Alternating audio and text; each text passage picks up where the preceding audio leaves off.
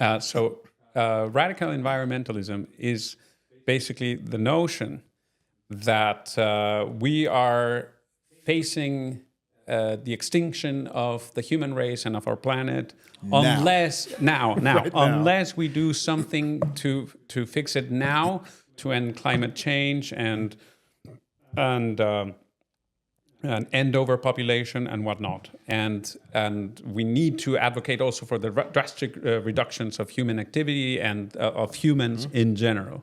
Right. And it definitely seems to be in more of the darker areas right. of the planet. And these ideas promote degrowth economics, which discourage industrial progress. We are seeing this in my other country, Germany, that is actually quickly becoming the new sick country of Europe, that is deindustrializing and at the same time faces energy costs that are 4 times those of the US, et cetera, as a result.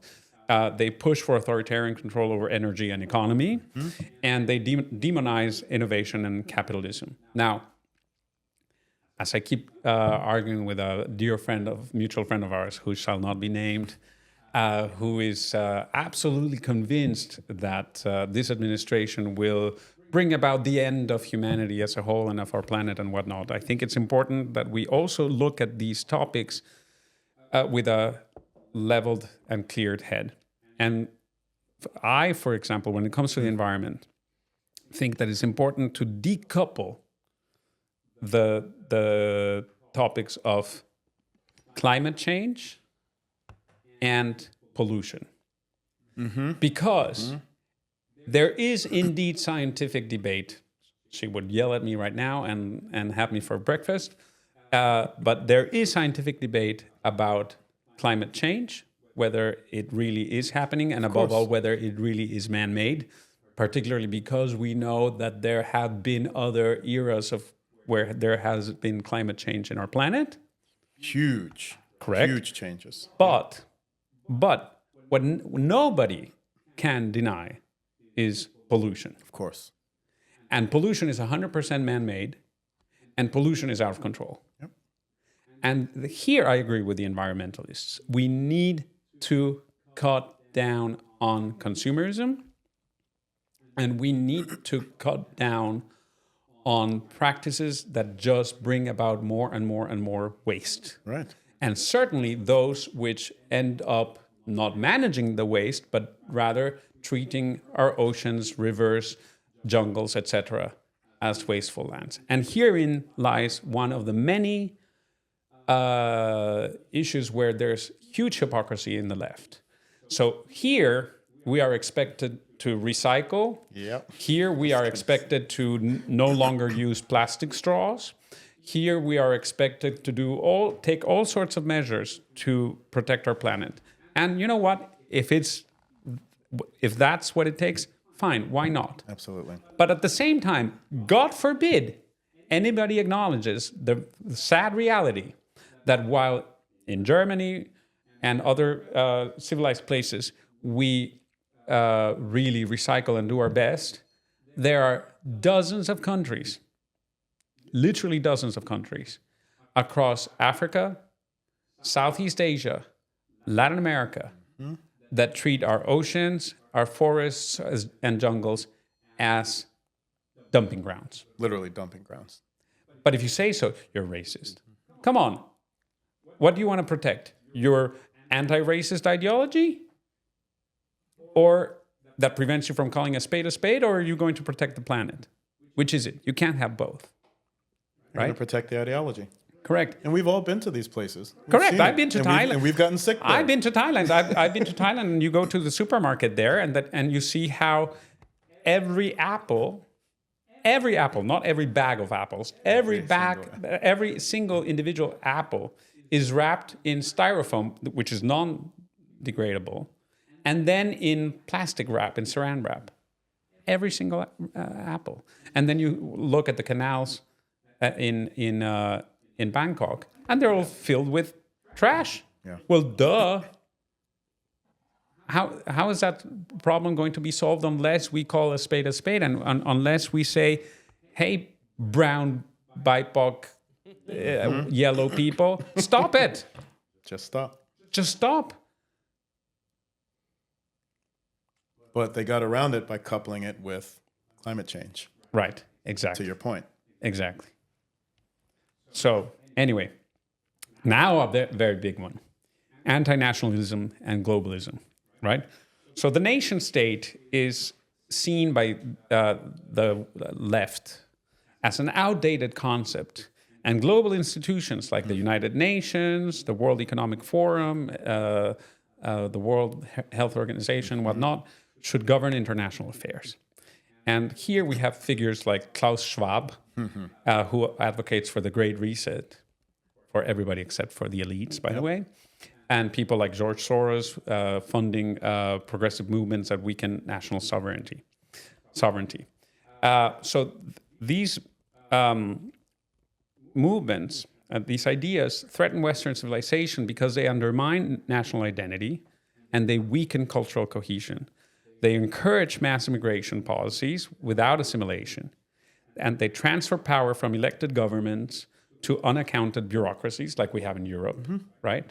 We have recently had in Europe, we have recently had in Europe the case of Romania, where the elections were deemed unacceptable by the European Union, and as a result, nullified. I mean, sorry, the only people who have control over the destiny of Romania are Romanians. Basta, not unelected bureaucrats in Brussels. And we have the same issue now in Germany, where we're about to have elections because the Ampelkoalition fell apart, right? And all these parties that are fighting for democracy are trying to ban my party, the Alternative für Deutschland, because they consider it right-wing. Well, even if it is right-wing, again, right-wing is the opposite of left. It's the yin to the yang. Nothing wrong with being right-wing. And you need both. You need temperance in both areas, in both movements.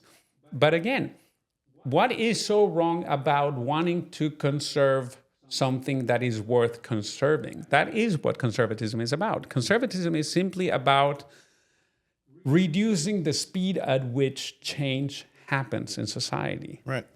And so, if you're gonna make a change, look at the thing that you plan on changing and ask the real question: why was it there, and what was the function before taking it down? Which is the major problem with all of this related to critical theory. It's just critique, critique, critique, critique. No replacement, no solution. Correct, because like James Lindsay says always, the issue is never the issue. For the left, it's all about revolution. And many of these thinkers openly say, like, we need to maintain ourselves in a constant state of revolution. Well, I'm sorry.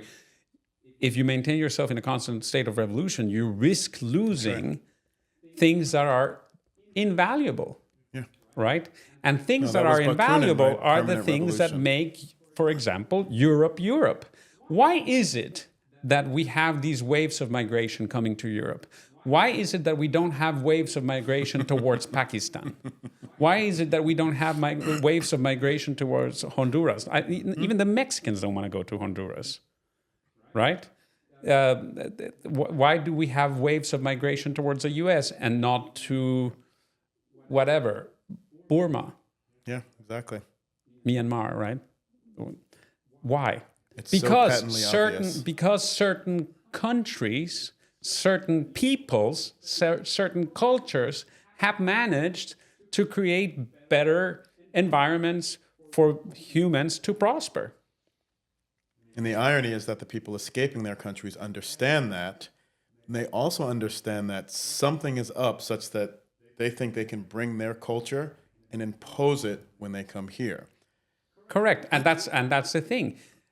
Most of these... That's how free they see us. Correct. When they see weak leaders who are drunk on woke Kool-Aid and globalist Kool-Aid, leaves the opening. They see an opportunity to not just invade our countries, but also to use our institutions against ourselves and impose their failed societies and reproduce their failed modes of operation and of living within our borders.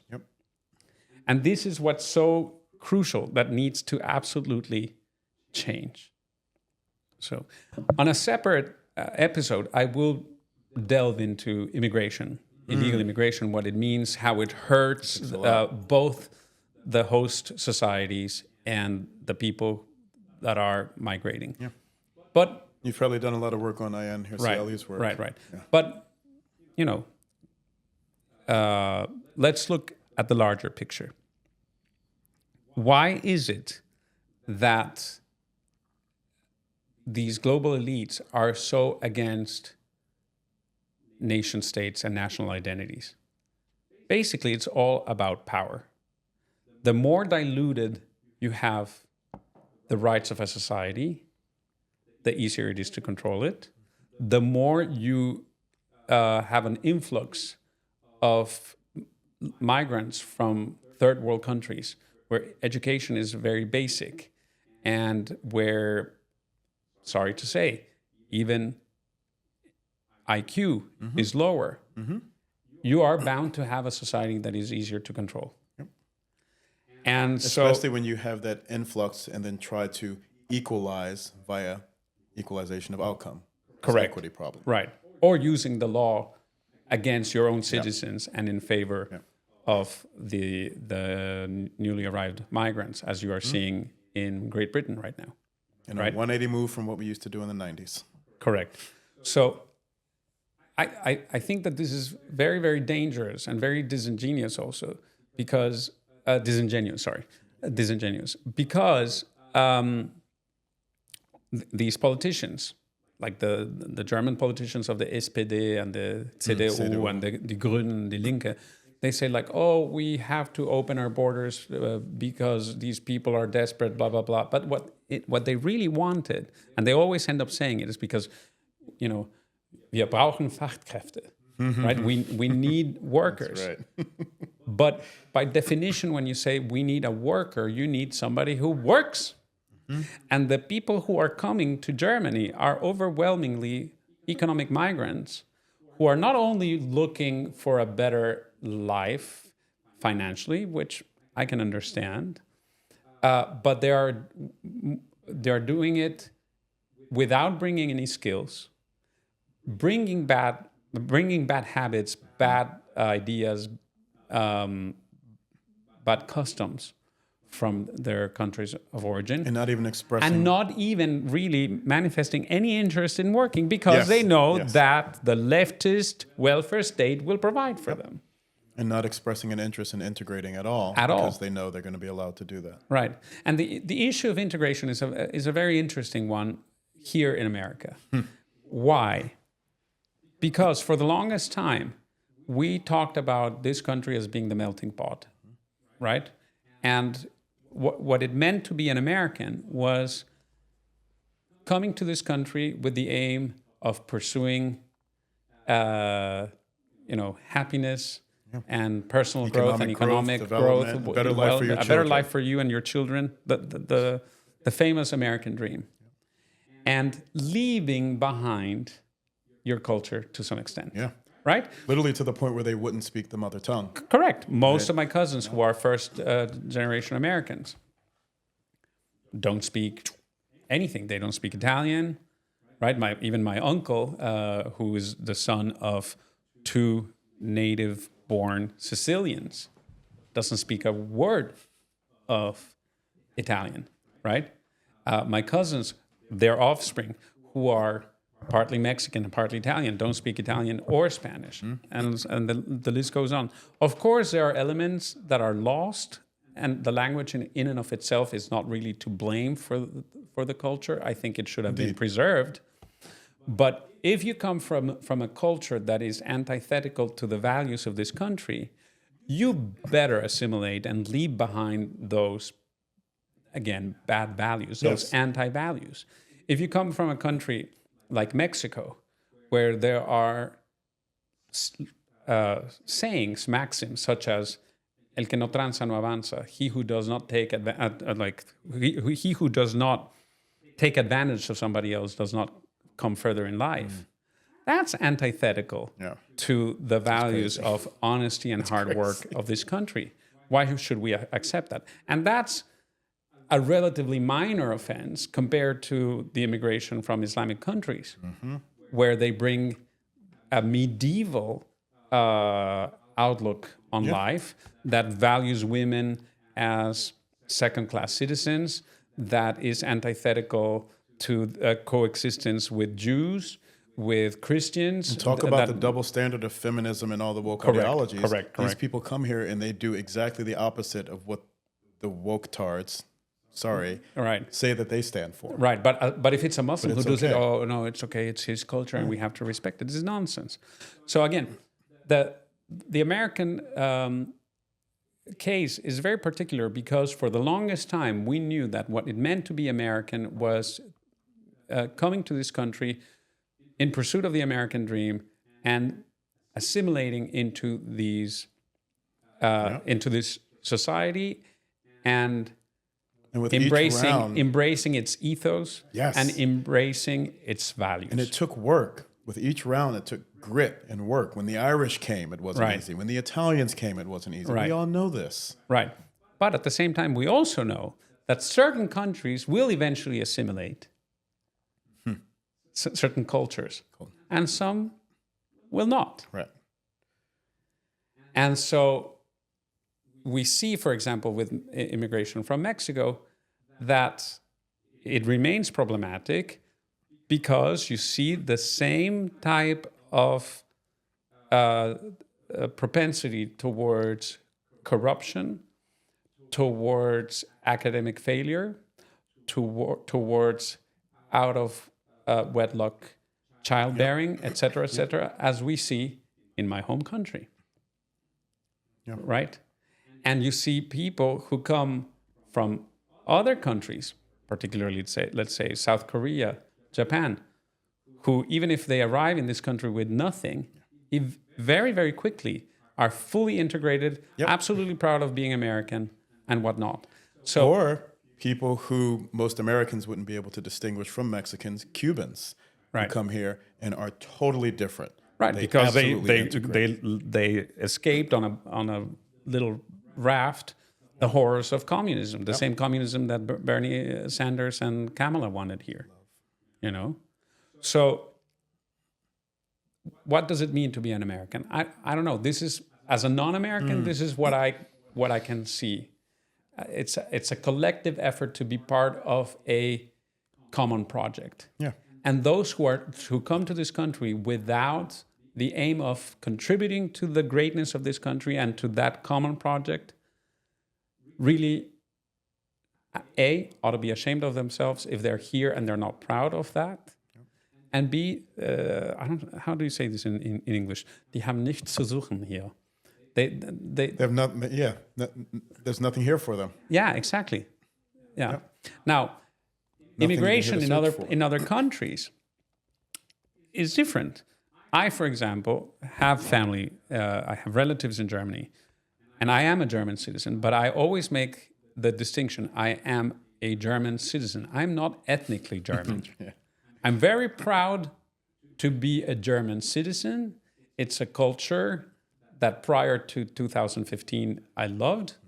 It's a culture that has given many geniuses and many wonders to humanity. Beautiful, beautiful culture. From the music of Bach to the paintings of Caspar David Friedrich to Gustav Klimt. Well, that's Austria, but the philosophy of Kant. I mean, in the engineering of the Germans, Mercedes, BMW, etc. You know, it's a culture that has given a lot to the world, but it's a very distinct culture, a German culture. If I, as a member of Western civilization, had to make a conscious effort to assimilate, right? Learning the language, learning the customs, respecting the fact that everything dies on Sundays and that you have to take a forced Shabbat, even though it's on Sunday, whether you like it or not. That was a wake-up call for me. Exactly. And that you cannot just, I mean, even insulting somebody, I think it's a little extreme, but you can actually be, exactly. Yeah. You are, You get charged. you can be charged for a crime if you tell somebody, like I told a terrible customer service representative of T-Mobile who frustrated me. I called her a dumb cow, dumme Kuh, and she was ready to call the police, right? So, you learn to not do those things. You learn not to jaywalk even at 2 a.m. I once, again, prior to 2015, I got a ticket in Munich, for jaywalking at 2 a.m. at an intersection where there were zero cars, zero people, zero nothing. I don't even know where the police came out of. I jaywalked. I didn't stop. Wait for the green light, and I got a ticket. Fine, those are the rules. And you know what? That's what used to make German superior. Yeah. But much like the woke don't know what a woman is, the Germans pretend that they don't know what a German is nowadays, and that they think that we have in German the Otto-Normalverbraucher, like the normal consumer. Well, they think that Omar or the Ahmed Normal terrorist can become German simply on account of him receiving a passport from the SPD or the CDU that are eager to give away passports like candy.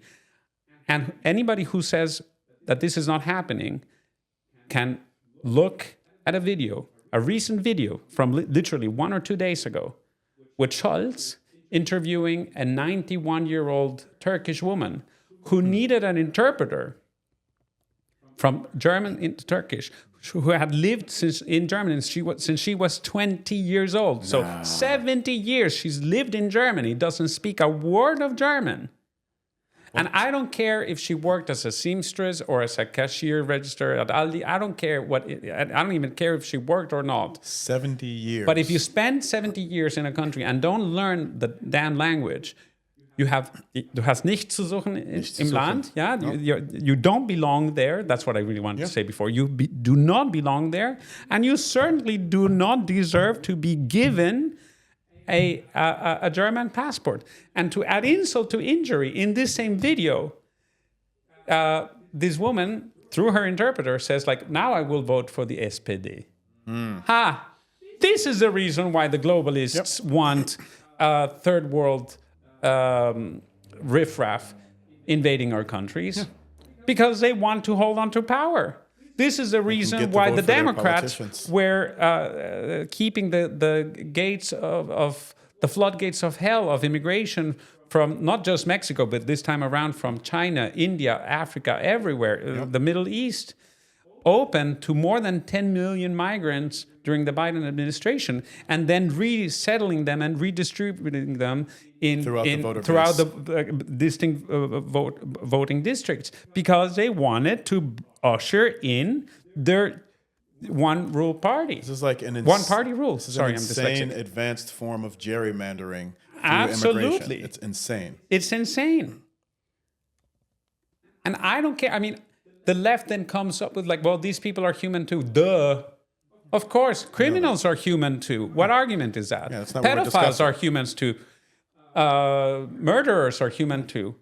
That's not an argument. Don't change the discussion. Exactly. Exactly. It's a non-argument. Oh, well, they're escaping poverty. Well, guess what? 71% of the world's 8 billion people live in poverty. Yep. You cannot save Calcutta without becoming Calcutta. That's true.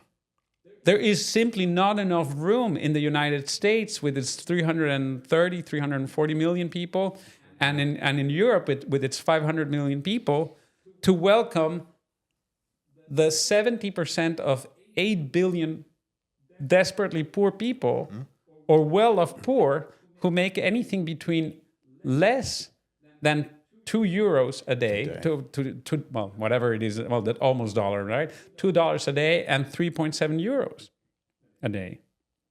It's unsustainable. Yep.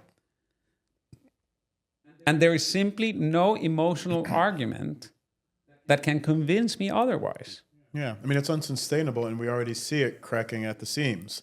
Correct. With the increase in criminality, et cetera. Right. And the fact that the Biden administration spent $22 billion of your tax money and my taxes, because I'm not a citizen, but I pay taxes here. Welcome. Of my taxes that I work hard for, providing services, free food, free hotel rooms phones, in four-star hotels, mind you, EBT cards, etc., to migrants who come here and think, oh my God, Americans are the stupidest people on earth. Mm-hmm.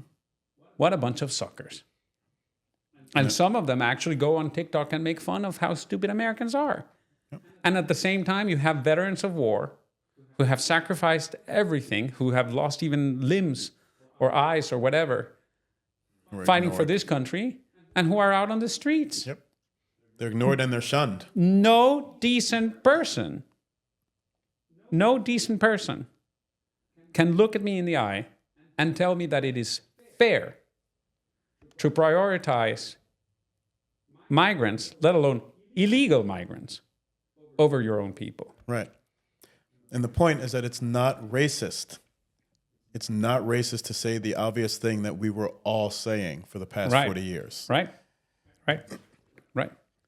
So then, three more quick topics, and I think that we're going to have to divide this into a couple of episodes. But I'm fine if you're fine discussing this. So we have woke capitalism and corporate social engineering, right? And this is something that Vivek Ramaswamy talks about in his book, Woke Inc. He did the work on the ESGs. Right. So for the longest time, I think a lot of people could not understand how something as antithetical to Marxism, which are corporations, and particularly global corporations like Nike or like Adidas or whatever. Corporations that, to be Notice fair... the German pronunciation of Adidas. Yeah? Corporations that consider themselves as important as nations. Coke, Bud Light, you know. How is it that they go all of a sudden woke? Well, again, they realized, and how can they be then the darlings of the left? Mm-hmm. Well, because they realized that by appealing to the emotions of the lowest common denominator in the world, which are the people who vote for the left based on knee-jerk emotions and not a rationalized analysis of the issues at hand, could make a lot of money. And so you have these aberrations. Same thing that happened with the environmentalist corporations as well. And so you have these aberrations where you have, what was the name of this athlete, Kaepernick? Colin Kaepernick. Kaepernick, right? Football, yep. You know, taking a knee and fighting for social justice and anti-racism. Right. But at the same time, getting a corporate endorsement worth millions of dollars by a company that then uses child labor in Asia. I just want to say, I want to go on the record for saying I'm extremely happy that Colin Kaepernick did that, and I got no money out of it. He owes you reparations, my brother. Is that not perverse? Yep. But it's part of the circus. Right. And there are literally millions of people, all of them Democrat voters, who drink this Kool-Aid. It's so perverse. Well, but also in terms of bursting at the seams or splitting at the seams, there are millions that still do say that that's their leaning. But when you look at what happened in the last election, the Democrats lost a lot of voters. And they're still picking up the pieces. And they're going to have to do some research to figure out exactly how many they lost. For starters, they lost all the extra voters that Biden got in 2020. Yep. That somehow, this fight to keep democracy alive, disappeared. It just disappeared. In this last election cycle, when COVID was not present and when the Republicans got their shit together and really monitored the voting booths, right? What was it, like 22 million or something? It was insane. It's an insane number. Just disappeared. Yeah. crazy number of but whatever. I'm just full of hatred in my heart, so that's why I oppose this. Anyway, so we have the technocratic authoritarianism and the surveillance state. So here is where you have the big Silicon Valley tech giants, Google, Meta in particular, censoring the population, insisting, for example, going along with the government with the falsehood of the Hunter Biden laptop being Russian disinformation. I'm sorry, dear Emilio, you have to use the correct term. Are they censoring or are they fact-checking? Yeah, exactly, fact-checking. Right, the Hunter Biden laptop single-handedly would have derailed even the genuine voters of Biden in 2020, and it was hidden. It was hidden. Now I'm talking like European. It was deep sixed for a time, right? It was hidden and the sold to billions of clowns as Russian disinformation. Nothing happened, and then the relevant culprit was pardoned by his father. Correct. Because nothing happened. Correct. Or you had people being kicked out of social media for doubting the actual origins of the COVID pandemic. Yep. And they insisted, like, no, COVID started when some Chinese guy at a wet market in Wuhan had a delicious concoction of pangolin with bat and what. Nonsense. And they never got an apology. They never got an apology when it came out that it actually was true. Early enough in the pandemic, there were already virologists out there, including people that I know because they're the parents or friends of mine who were saying, like, this is very fishy because there are strains, for example, of HIV in small amounts in this virus, in small percentages, that would not normally occur. So this looks like it was manufactured. Exactly. So this speaks to the fact that it was manufactured in a lab. Gain of function research. Which, by the way, the pardon of Biden, that Biden gave in favor of Fauci, backtracks to 2014, precisely the year where the gain of function research sponsored by the U.S. Started in Wuhan, right? So you have all these platforms like Facebook, like Instagram, back then Twitter. Thank God for Elon Musk, censoring speech and censoring what ended up being the truth. Like we on the right always say, the difference between a conspiracy theory and the truth is 6 months. 6 months time, if at all. Right? Yeah. And I mean, these shenanigans have literally ruined families.